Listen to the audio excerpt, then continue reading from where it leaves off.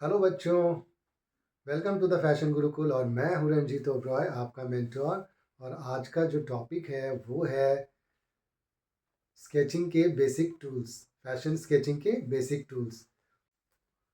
आज के इस वीडियो में हम बात करेंगे बेसिक और इम्पॉर्टेंट टूल्स के बारे में जो स्केचिंग के लिए यूज़ किए जाते हैं।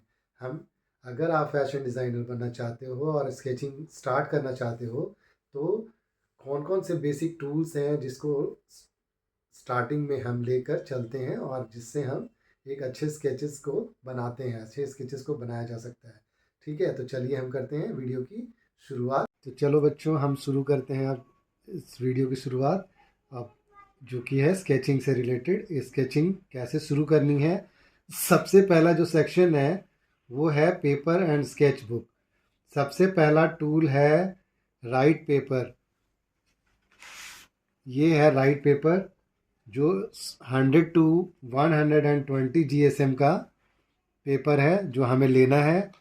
या आप एकदम स्मूथ स्केच बुक को, जिसका टेक्सचर बिल्कुल स्मूथ हो, उस स्केच बुक को आप लीजिएगा।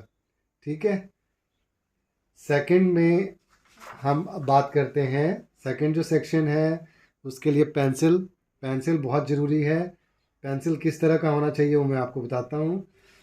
फैशन स्केचिंग के लिए HB, 2B और 4B, जितने भी बी से रिलेटेड जो पेंसिल्स होते हैं, 3B, 4B, 5B, 6B, इस तरह के पेंसिल्स के सेट्स आते हैं।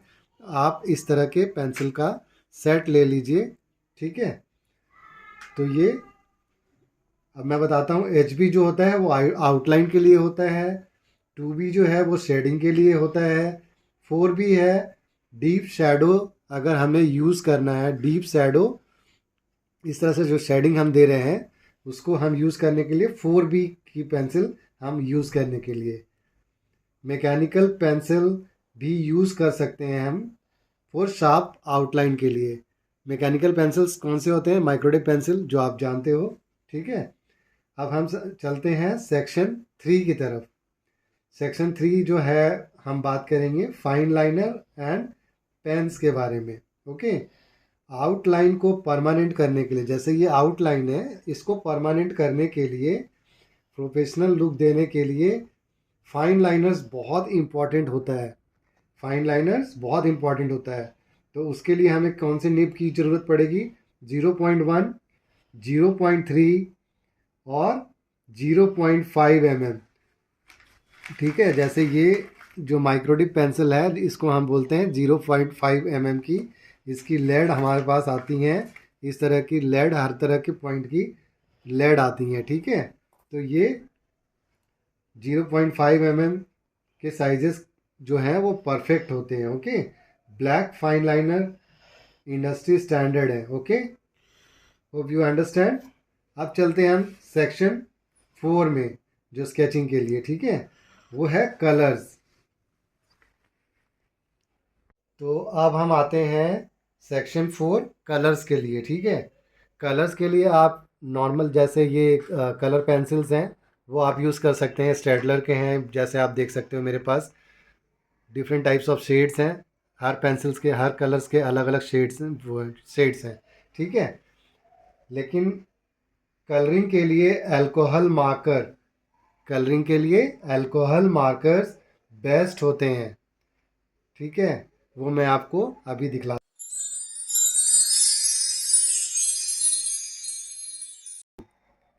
जैसे टच और कॉपिक, ये सब हैं, ब्रांड्स हैं जो आप यूज़ कर सकते हो। अगर बजट में नहीं होता है तो आप नॉर्मल ये पेंसिल्स आप यूज़ कर सकते हो। ठीक है। बिगिनर्स के लिए 12 कलर का सेट एनफ होता है। जो भी बिगिनर्स हैं, अभी हम स्टार्ट करने जा रहे हैं, इसलिए आप 12 कलर का सेट ले लीजिए, उससे हम स्टार्ट करते हैं। ठीक है। अब हम आते हैं सेक्शन नंबर 5 पे। सेक्शन नंबर 5 क्या है हमारा? Eraser and blending tool. Eraser and blending tool. तो इरेज़र के लिए बात करें तो हमें नीडेड इरेज़र यूज़ करने हैं। उससे क्या होगा कि आपका स्मूथ जो पेपर है, जैसे ये पेपर है, इसको वो डैमेज नहीं करेगा वो। ठीक है। ये पेपर को डैमेज नहीं करता है। Needed eraser.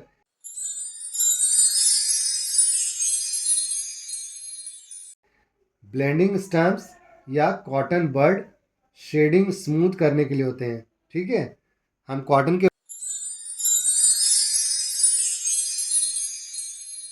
बर्ड्स ले लेंगे, जैसे ये शेडिंग कर रहे हैं, उसको स्मूथ टेक्सचर देने के लिए, स्मूथनेस के लिए हम उसका ब्लेंडिंग स्टैम्प्स या कॉटन बर्ड को हम यूज़ करेंगे। बच्चों, अगर आप स्केचिंग करना चाहते हो तो इन सिंपल टूल्स के साथ प्रैक्टिस करना शुरू कर दीजिए। नेक्स्ट वीडियो में basic fashion croquis step by step सीखने वाले हैं हम लोग। ठीक है, तो हम स्टेप बाय स्टेप स्केचिंग की फिर आगे क्लास में हम बात करेंगे, अगले वीडियो में हम बात करेंगे। तो वीडियो को एंड तक देखने के लिए आपका बहुत बहुत धन्यवाद, और इसको लाइक कीजिए, शेयर कीजिए और सब्सक्राइब कीजिए। ठीक है, टेक केयर।